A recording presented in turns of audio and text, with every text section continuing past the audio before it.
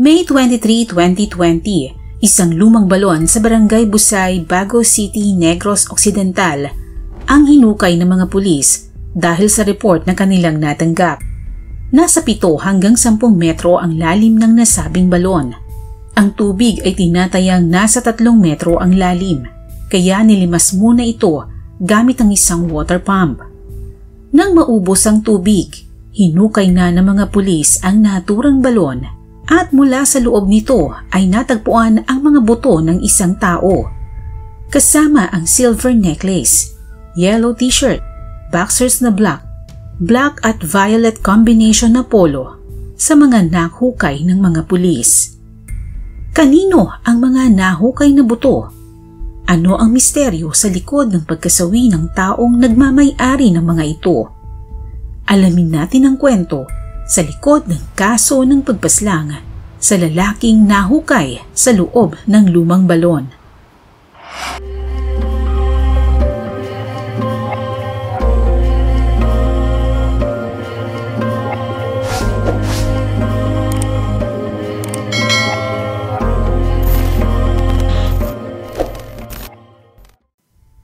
Ipinanganak at lumaki sa Barangay Busay, Bago City, Negros Occidental ang masayahing si Joey Halandoon o mas kilala sa palayaw na Berong. Mabait at malambing na kapatid ang kanilang bunso ayon sa kapatid nitong si Rosalie Halandoon Jonesia.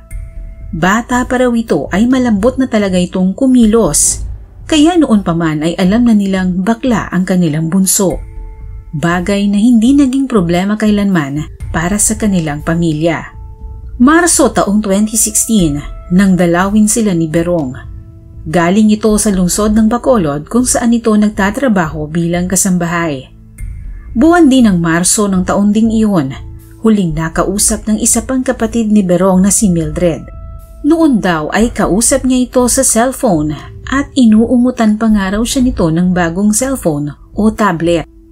Nang sumunod na buwan, muling tinawagan si Berong ng kanyang kapatid na si Mildred pero hindi na niya ito makontak. Hindi na rin ito aktibo sa kanyang social media account na ipinagtaka ng buong pamilya.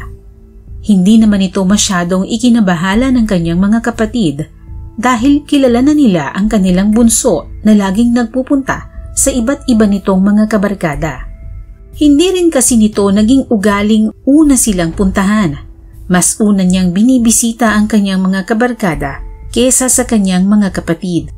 Bagay na nakasanayan na ng kanyang mga kapatid. Ganun pa man, ipinaalam na rin ni Mildred sa kanyang mga kapatid na hindi niya makontak si Berong. Pero dahil nga sanay na rin ang mga ito sa kapatid na lagi itong pasulpot-sulpot kung kailan maisipan, hindi nila ito gaanong binigyang pansin.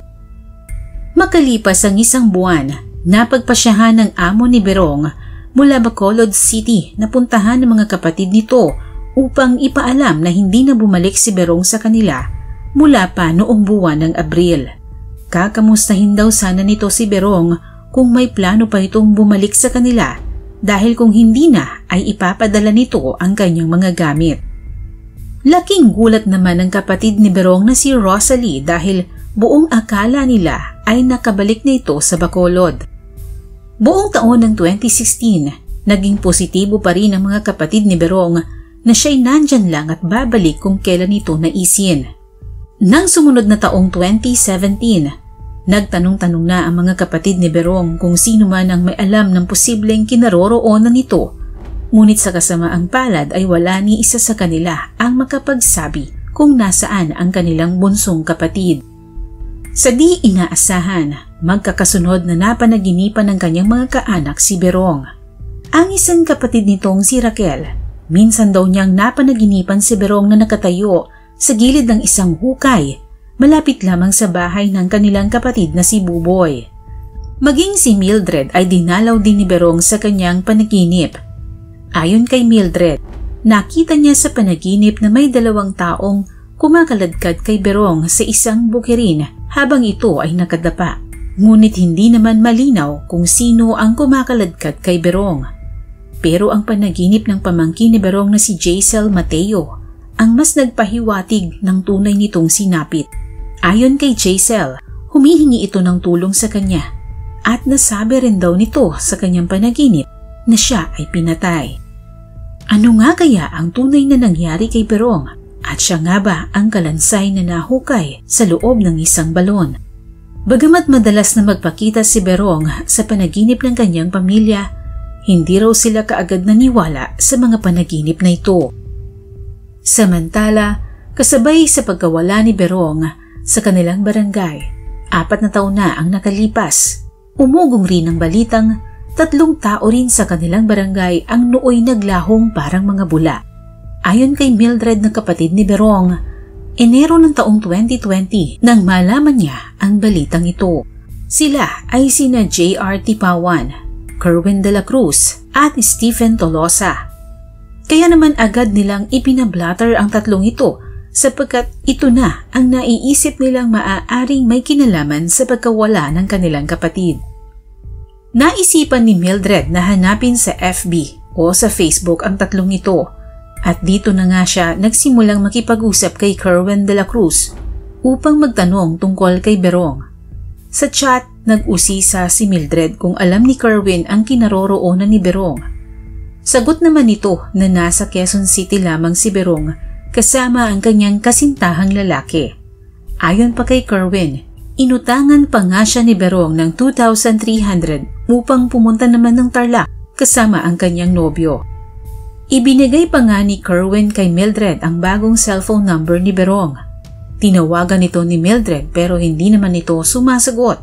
Ngunit makalipas ang ilang minuto, nag-message ito sa kanya at ang sabi ay siya si Berong. Ngunit hindi siya pwedeng tawagan dahil sira ang kanyang cellphone pero maaari naman daw itong ma-text. Pero ang ipinagtataka ni Mildred, kailanman ay hindi siya tinawag na manang Mildred ni Berong kaya napag-isip-isip niyang hindi si Berong ang kanyang kausap. Nang sabihin niya ito kay Kerwin, sumagot na ito na labis niyang ikinagulat. Nooy tinawagan siya ni Kerwin at sinabi nitong patay na si Berong, ngunit hindi raw siya ang pumatay. Kasama lamang daw siya ng gabing patayin ito ng 2 pa niyang mga kasama. Ayon pa kay Kerwin, sina J.R. at Stephen ang tunay na pumatay kay Berong. Pakiramdam ni Mildred ay nanlamig ang buo niyang katawan sa nalaman. Bagamat paminsan-minsang sumasagi sa kanyang isip na maaaring may masamangang nangyari sa kanyang kapatid, pilit niya itong inaalis. Ngunit sa pagkakataong iyon, hindi na niya maitatanggi na wala na nga ang kanilang bunsong kapatid. Ngunit hindi kaagad sinabi ni Kerwin ang pinagtapunan nila ng bangkay ni Berong sapagkat nais pa muna nitong manghingi ng pera kapalit ng kanyang impormasyon. Ayon sa salaysay ni Kerwin, gabi ng April 15, 2016, magkasama raw silang nakatambay ni Berong sa Barangay Busay, Bago City, Negros Occidental. Maya-maya raw ay dumating ang 2 pa nilang kaibigan na sina Stephen Tolosa, 40 taong gulang at Luisito J.R. Tipawan, 21 taong gulang. Nagyaya daw ang mga ito ng inuman at dahil hindi ito matanggihan ni Berong, nagpaunlak ito na siya ang magpapainom sa bahay ni na Kerwin. Ayon pa kay Kerwin, inabot sila hanggang madaling araw ng April 16 sa inuman. Nang matapos daw ang kanilang inuman, naiwan si Kerwin upang ligpitin ang kanilang mga kalat. Pero pagkatapos daw noon ay nakatanggap siya ng chat mula kay JR at pinasusunod siya nito sa irigasyon. Pagdating di umano niya sa irigasyon, nakita niya si JR na nakasakay sa dibdib ni Berong habang sinasaksak niya ito sa liig na labis daw niyang ikinagulat. Nasa bandang ulo na naman daw ni Berong si Stephen at nagulat daw siya nang bigla nitong martilyuhin si Berong. Sa takot daw ni Kerwin sa kanyang nasaksihan, nagtangka raw itong tumakbo. Ngunit nagbanta di umano ang 2 niyang kasama na kapag nagsumbong siya ay siya o pamilya naman niya ang isusunod ng mga ito. Kaya wala raw siyang nagawa kundi sundin ang mga kasama sa pagbalot ng katawan ni Berong at hilahin nila ang biktima hanggang sa marating nila ang isang lumang balon at doon nga ay inihulog nila ito at saka tinabunan nila ng makapal na lupa. May 23, 2020, Nai-report sa Bago Police Station ang insidente ng pagpaslang kay Joey Halandoon o Berong at kung saan ito sinasabing inihulog sa isang lumang balon sa Barangay Busay. Walang sinayang na oras sa mga pulis at agad nilang pinuntahan ang naturang lumang balon at noon nga ay sinimulan ng mga operatiba ang paghuhukay. Matapos nilang hukayin ang balon, tumambad naman ang tubig na sa tansya nila ay nasa 3 metro ang lalim, kaya ginamitan nila ito ng water pump upang limasin ang tubig. Nang mawala ang tubig, muli nilang hinukay ang balon. Dito na nga tumambad isa-isa ang mga buto ng tao hanggang sa mabuo nila ang kalansay. Kasama nilang nahukay ang mga damit at silver na kwintas ng biktima. Hindi naman makapaniwala ang pamilya ni Berong sa karumal-dumal na sinapit ng kanilang kapatid. Kumpirmado na ito na nga ang nawawala nilang kapatid na 4 na taong nawalay sa kanila dahil na rin sa mga gamit na minsan ang naisuot ni Berong na makikita sa isang larawan. Ayon sa medico legal, may lamat na nakita sa kaliwang bahagi ng kanyang bungo at ito ang direkta nitong ikinasawi. Kinabukasan, sumuko sa himpilan ng pulisya ang isa sa mga suspect na si Stephen Tolosa. Ayon sa kanya, kinonsensya siya kaya siya sumuko. Pero ayon sa mga pulis, hindi siya maaaring arestuhin ng mga oras na iyon sapagkat nangyari ang krimen noong 2016 pa. Ayon daw kasi sa Revised Penal Code, na-i-file dapat ang kaso sa loob ng 36 hours. Bagamat hindi ito na-aresto, nagbigay si Stephen ng tinatawag na extrajudicial confession. Ayon sa kanyang salaysay, bandang alas 8 ng gabi ng April 15, 2016, nakasalubong daw niya si JR Tipawan.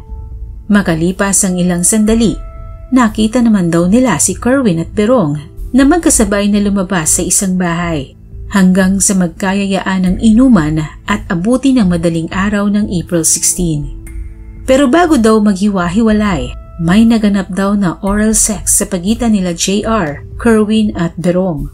At pagkatapos daw nito, naniningil ng bayad sina Kerwin at JR kay Berong. Tumanggi raw ang biktima at sinabing pinainom na niya ang mga ito ng alak at ang akala raw niya ay sapat ng kabayaran yon. Nagulat na lamang daw siya sa sumunod na ginawa ni JR nang saksakan nito si Berong sa leeg. Tinakot daw siya ng dalawa niyang kasama kaya napilitan siyang pukpukin ng martilyo sa ulo dahil naawa na raw siya kay Berong nang makita niyang naghihingalo na ito. Pagkatapos daw noon ay dinala nila ang bangkay ni Berong sa isang lumang balon at doon nga ay sabay-sabay nilang inihulog ang bangkay nito. Ngunit ayon sa mga pulis, hindi kapani-paniwala ang pahayag na ito ni Stephen na siya'y naawa na sa biktima kaya niya ito tinuluyan. Hulyo ng taong 2020, lumabas ang warrant of arrest sa 3 suspect na sina Kerwin de la Cruz, Stephen Tolosa at JR Tipawan. Dinakip ng mga pulis si Stephen sa Bago City, samantalang naaresto naman si Kerwin na natunton ng mga pulis sa bayan ng Rosario sa La Union. Natunton si Kerwin dahil sa perang ipinadala sa kanya ni Mildred kapalit ang impormasyon tungkol sa pinaglibingan ng kanyang kapatid. Buwan naman ng Oktubre 2020 nang sumuko sa mga pulis ng Bago City si JR Tipawan. Kasong murder ang isinampang kaso sa 3 suspect na noon ay hawak ng lahat ng mga pulis.